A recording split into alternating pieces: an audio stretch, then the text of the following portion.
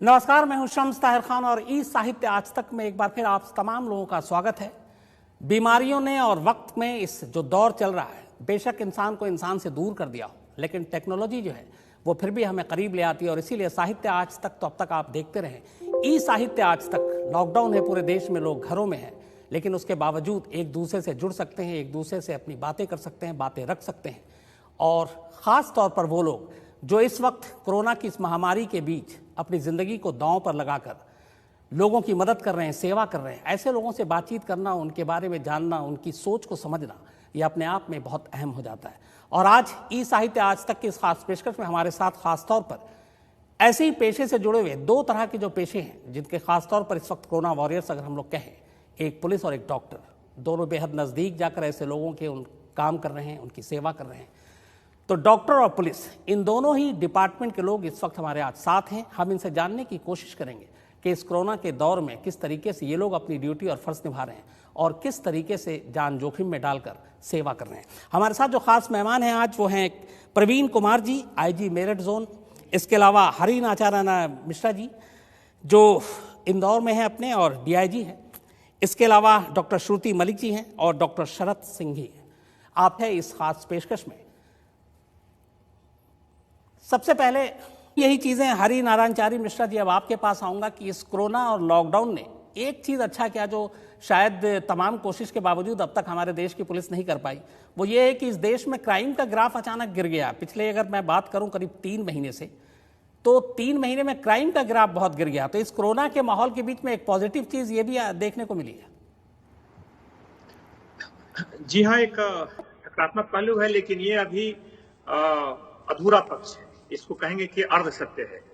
इसमें अगर हमें पूरे इसकी स्थिति देखनी होगी तो लॉकडाउन खुलने के बाद की स्थिति इसकी सही पूरी व्याख्या करेगी। और मैं तो कहूंगा कि जो आने वाली परिस्थितियां हैं उसमें पुलिस की चुनौतियां बढ़ने वाली हैं। जैसे कि हम जानते हैं बहुत सारे अभी जो अपराधी जेलों से छूटकर पैरोल पर हैं, बहुत सारे लोग अभी चूंकि घरों में हैं इसलिए इस तरह के अपराध नहीं आ रहे हैं। इसी तरह लोग अभी सरकारी जो मुख्तर जो सार्वजनिक जो वाहन है उनका प्रयोग कम करेंगे, निजी वाहनों का प्रयोग बढ़ेगा, ट्रैफिक जैसी समस्याएं आएंगी, ट्रैफिक जाम जैसी समस्याएं लगेंगी, अपराधों की संख्या बढ़ेगी। और इस तरह के अपराधों से निपटने के लिए पुलिस को नए सिरे से तैयारी करनी पड़ेगी। उसमें इस चुनौती का भी ध्यान रखना होगा कि अब अपराधी को ऐसा नहीं कि आप पूर्ववत पकड़ सकते हैं। इसमें ध्यान रखना होगा कि अगर कोई जवान किसी अपराधी को पकड़ने जाता है तो उसे ध्यान रखना होगा कि पीपी किट में जाए, वरना वो खुद संक्रमित हो सकता है। यहाँ भी कुछ जवान हुए थे, बाकी भी कई जगहों पे आया कि बिना अगर प्रारंभिक सावधानी के हम गए तो उसका संक्रमण का शिकार हो गए। तो इन सारी चीजों का ध्यान रखना होगा। लेकिन ये जरूर है कि मैं कहना चाहूंगा कि पुलिस की जो कोशिश है, हर जगह पुलिस कोशिश कर रही है, लगातार उस अपराध पर काबू करने के लिए प्रयास करेगी और अपराध का बढ़ने की कोशिश जरूर करेगा। लेकिन इस पुलिस को कामयाबी इसमें जरूर मिलेगी। इफ अदर पे मैं कहना चाहूंगा, मैं इंदौर से हूं अभी, और राहत इंदौरी साहब का इस साहित्य के मौके पर एक पंक्तियां मुझे याद आ रही है, मैं उल्लेख करना चाहूंगा कि ना हम सफर ना किसी हमनसी से निकलेगा, ना हम सफर ना किसी हमनसी से निकलेगा, हमारा पांव का कांटा हम ही से निकलेगा।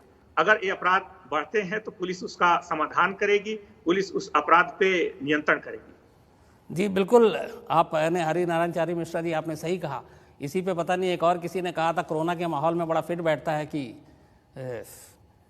अजब ये तेरे शहर का दस्तूर हो गया, जिसको गले लगाया वही दूर हो गया। आजकल हाथ मिलाने और गले मिलने से बड़ी दूरी हो गई है। हरी नारायणचारी मिश्रा जी, आपसे बिल्कुल आपके स्टेट से एक खबर आई थी और इसीलिए मुझे ये सवाल खासतौर पर आपसे ही पूछना था कि ये एक लॉकडाउन और कोरोना ने हम सबको मास्क पहनना सिखा दिया है।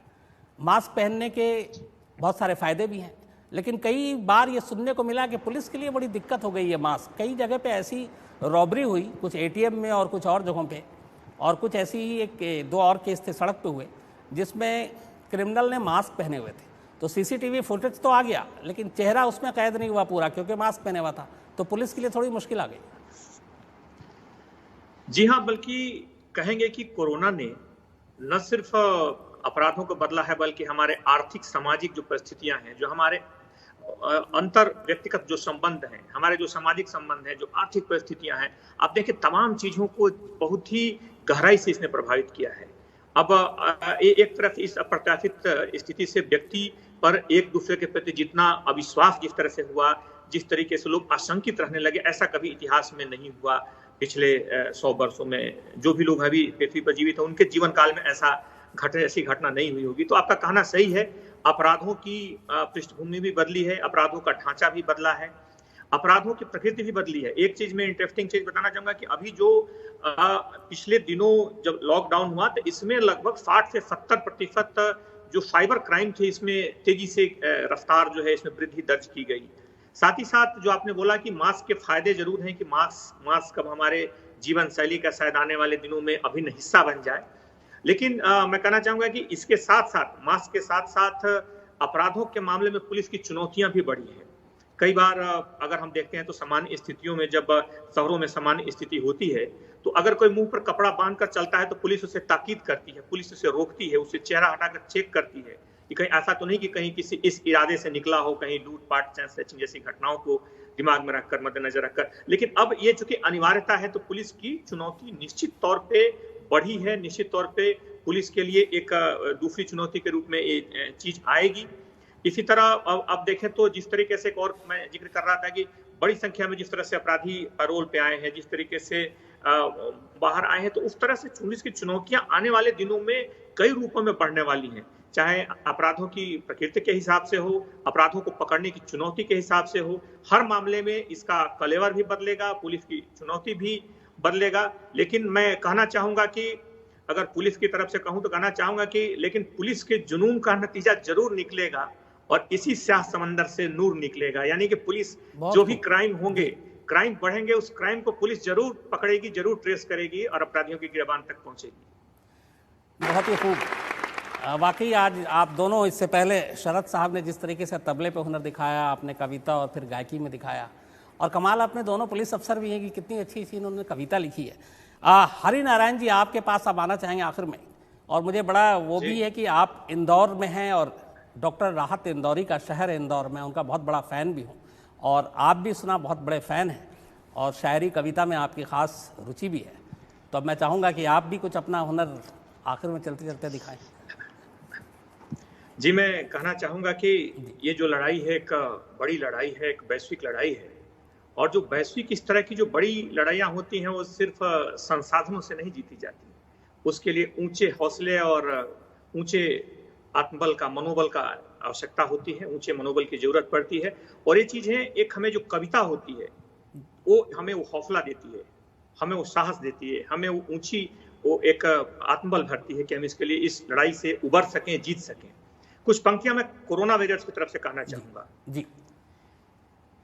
दूब हूं मैं मुझे प्यार माटी से है, दूब हूं मैं मुझे प्यार माटी से है, इससे होकर जुदा मैं न रह पाऊंगा। दूब हूं मैं मुझे प्यार माटी से है, इससे होकर जुदा मैं न रह पाऊंगा। काट दो, छांट दो, तोड़ दो, मोड़ दो, काट दो, छांट दो, तोड़ दो, मोड़ दो, फिर जमी से लिपट कर मैं लहराऊंगा। दूब हूं मैं मुझे प्यार माटी से है, इससे होकर जुदा मैं न रह पाऊंगा। मैं विवशता में चाहे जहां भी गया, मैं विवशता में चाहे जहां भी गया, मैंने धरती से नाता न तोड़ा कभी, गैरों को भी लगाया गले से लगा, मुख इस भूमि से मैंने न मोड़ा कभी। इसकी गोदी में है जन्म मैंने लिया, इसकी गोदी में है जन्म मैंने लिया, इसकी गोदी में सिर रख चला जाऊंगा। दूब हूं मैं मुझे प्यार माटी से है, इससे होकर जुदा मैं न रह पाऊंगा। इस जहां में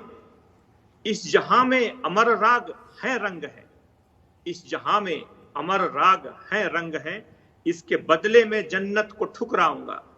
इस जहां में अमर राग है, रंग है, इसके बदले में जन्नत को ठुकराऊंगा। दूब हूं मैं मुझे प्यार माटी से है, इससे होकर जुदा मैं न रह पाऊंगा। बहुत खूब जी, बहुत खूब। यहाँ मैं एक और जी जी जी बिल्कुल बिल्कुल। एक चीज कहना चाहूंगा। यहाँ पे हम लोगों ने एक नई शुरुआत की है। इंदौर में प्रतिदिन 11 बजे जो वरिष्ठ अधिकारी हैं, अपने जवानों को प्रतिदिन, हमारे जवान प्रतिदिन लगभग पिछले जब से लॉकडाउन शुरू हुआ है, प्रतिदिन कोई ना कोई जवान एक अपना गाना, अपना देशभक्ति गीत, अपने मन की भावनाओं को कविता के माध्यम से व्यक्त करते हैं और सारे जवान पूरे जिले के सारे जवानों से रेडियो सेट पे सुनते हैं। उद्देश्य होता है कि जवानों में परस्पर एक संवाद और उनमें एक जोश भरा जाए, उनमें एक जोश खरोश भरा जाए और ये चीज बड़ी मायने रखती है। जैसा कि हम जानते हैं कि जो बड़ी लड़ाइयां चलती हैं, बड़े जो युद्ध चलते हैं, उसे ऊंचे मनोबल और आत्मविश्वास के बल पे जीता जा सकता है और इसमें मुख्य कविता की बड़ी भूमिका होती है। इस तरह की परिस्थितियों में जब हम जवानों का जोश बढ़ाते हैं, जवानों से संवाद करते हैं, उनको उत्प्रेरित करते हैं, कई बार जवान भी कई नई नई चीजें आती हैं। हमने देखा कि हमें जब हम लोगों ने शुरू किया तो जवानों में कम से कम ऐसी 20-25 ऐसी नई नई कविताएं लोगों ने लिखा, लोगों ने भरा कि बड़ा हमें इस बात की खुशी हुई। फिर हम लोगों ने भी पंक्तियां कुछ लयबद्ध की लिखी।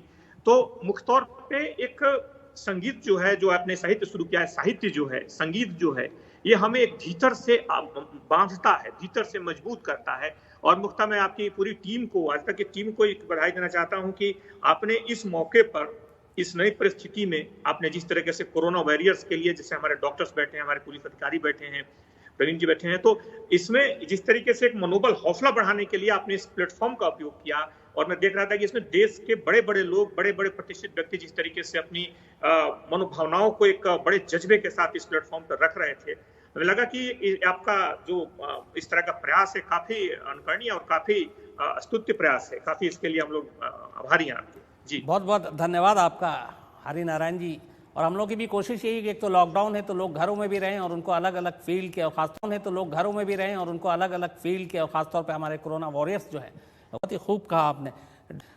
हरिनारायण जी, सोशल डिस्टेंसिंग की बात बहुत हो रही है। कई जो दिल्ली में पुलिस वाले हैं उनसे मेरी जो बात हुई तो एक चीज़ निकल कर आई, हालांकि वो थोड़ा सा लाइट मूड में थी, लेकिन बात ये थी कि अगर 2 गज की दूरी और सोशल डिस्टेंसिंग मेंटेन करें तो पुलिस वाले के लिए थोड़ा सा मुश्किल हो जाता है। अगर किसी चोर बदमाश को आप पकड़ते हैं तो अब आप 2 गज की दूरी से कैसे पकड़ सकते हैं? तो उसके लिए क्या तरीका निकाला आपने?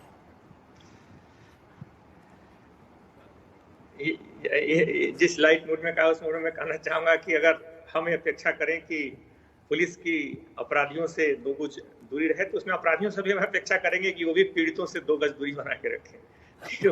फिर वो हिसाब बराबर हो जाएगा। जहां तक आपने कहा, बिल्कुल सही बात है, पुलिस के लिए एक बड़ी चुनौती है। हमारे यहाँ भी 2-3 ऐसी घटनाएं हुई जिसमें अपराधियों को जब मुख्य न्यायालय तक ले जाया गया या फिर उस प्रक्रिया में ले जाया गया, तो पुलिस के कई जवान भी उसमें बाद में संक्रमित हुए। इंदौर में, जबलपुर में, कई जगहों पे ऐसी घटनाएं हुई। तो ये निश्चित तौर पे एक बड़ी चुनौती है पुलिस के लिए। आने वाले समय में जब अपराधियों को पकड़ना होगा तो इसके लिए हम लोगों ने अनिवार्य किया है कि अब जो भी हमारे जवान जाएंगे, इसमें 2 चीजें हम लोगों ने इसमें तय की हैं। एक तो जो उम्र से ज्यादा, जिनकी उम्र ज्यादा है, 50 वर्ष से ज्यादा, उन जवानों को हम लोगों ने जो इस तरह के संवेदनशील क्षेत्र हैं, संक्रमण प्रभावित क्षेत्र हैं, उन जगहों पे इन्हें तैनात न किया जाए। मुख्यतः जो इस तरह के कंटेनमेंट जोन है उनमें हम लोगों ने इन्हें दूर किया है। और दूसरा, पीपी किट अनिवार्य किया है। अगर किसी तरह के चेकिंग में, मुख्य चेकिंग में भी कई बार कार्ड और बहुत सारे चीजों को, पास वगैरह को चेक करना होता है, ऐसी स्थिति में, और अगर किसी अपराधी को पकड़ने जाना है, वैसी परिस्थिति में भी अनिवार्य किया गया है कि पीपी किट और पूरी सुरक्षा के बाद ही हमारे जवान जाएंगे, क्योंकि इसमें इस बात का रिस्क नहीं लिया जा सकता। आपने शुरू में कार्यक्रम के जिक्र किया था कि बहुत सारे समीकरण बदले हैं। उस समीकरण ने शायद हमारे जीवन के हर ढांचे को, हर चीज को प्रभावित किया है, और शायद अपराधियों को जूझने का यह तरीका, अपराधियों को पकड़ने का यह तरीका, ये भी एक उसी इस समस्या का हिस्सा है।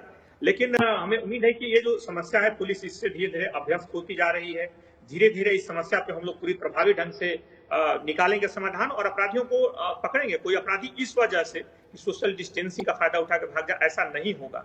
मैं कहना चाहूंगा, इसमें कुछ पंक्ति मुझे याद आ रही है इस मौके पर, कि कोशिश कर हल निकलेगा, कोशिश कर हल निकलेगा, आज नहीं तो कल निकलेगा। कोशिश कर हल निकलेगा, आज नहीं तो कल निकलेगा। जिंदा रख दिल में उम्मीदों को, जिंदा रख दिल में उम्मीदों को, गरल के समंदर से भी गंगा जल निकलेगा। बहुत खूब, बहुत खूब। तो इंदौरी साहब के कुछ शेर, या आपने कुछ और है तो बताएं। आपके इस शेर के जवाब में मैं कहना चाहूंगा। जी कहिए। कि दिनकर जी ने कहा था रश्मि रथी ने कि है कौन विघ्न ऐसा जग में टिक सके आदमी के मग में, है कौन विघ्न ऐसा जग में टिक सके आदमी के मग में, खम ठोक ठेलता है जब नर, पर्वत के जाते पांव उखड़। खम ठोक ठेलता है जब नर, पर्वत के जाते पांव उखड़। मानव जब जोर लगाता है, मानव जब जोर लगाता है, पत्थर पानी बन जाता है। तो ये जो पंक्तियां हैं, मनुष्य में अगर जिस तरह का अगर स्ट्रॉन्ग इच्छा शक्ति हो तो ये सारी चीजें जो समस्याएं आपने बताई, ये समस्याओं को हम बिल्कुल काबू कर सकते हैं। मैं कुछ चीजें इसमें कहना चाहूंगा। जो भय की बात आप बोल रहे थे उसमें कुछ चीजें मेरे दिमाग में आई, जैसे कि अगर हम कोरोना पे 24 घंटे जिस तरीके से डाटा अपडेट करते हैं कि आज इतने हजार लोग मर गए, इतने बीमार हो गए, आप हमें मालूम है कि 5 से 6 लाख लोग प्रति वर्ष टीबी से भारत में मरते हैं। मैं जस्ट एक एग्जांपल दे रहा हूँ। और अगर हम मान लीजिए कि इसी तरह का एक स्पीडोमीटर लगा दें कि आज 2,31,000 लोग मर चुके हैं, फिर परसों 2,35,000 मर गए हैं, एक महीने बाद 3 लाख लोग मर गए हैं, और ये वर्षों से ऐसे 20 वर्षों से 5 से 7 लाख के बीच में आंकड़ा वेरी करता है। सोचिए एक आम आदमी इस भय में जीने लगेगा कि कहीं ऐसा तो नहीं कि ये भय जो है, ये जो दिख रही आशंका कहीं उसके दरवाजे पर भी खड़ी हो। तो मुझे लगता है कि लोगों में एक समस्या से ज्यादा भय भी है, भय भी एक बड़ी वजह है।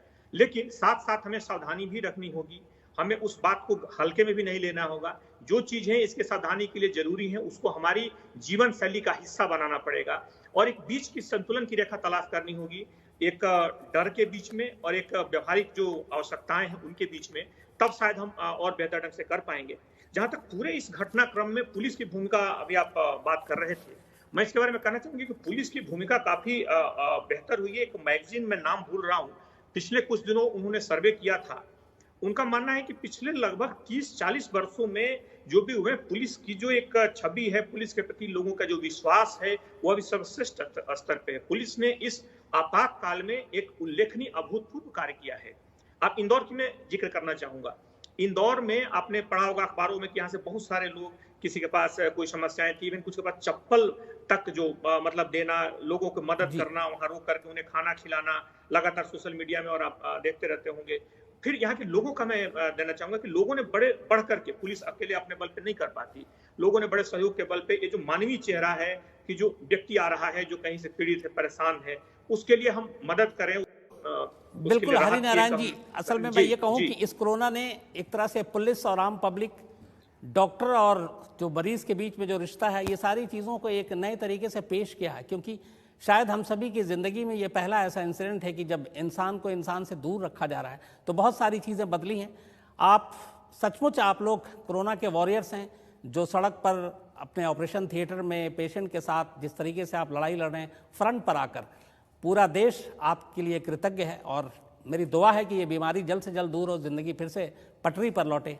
प्रवीण जी आपका, डॉक्टर शरद साहब आपका, डॉक्टर श्रुति आपका, और हरिनारायण जी आप तमाम लोगों का बहुत बहुत शुक्रिया, धन्यवाद कि आप ई साहित्य आज तक के इस प्रोग्राम से जुड़े। और उम्मीद है कि आप लोग हमेशा अच्छे रहें और इसी तरीके से सेवा करते रहें। धन्यवाद।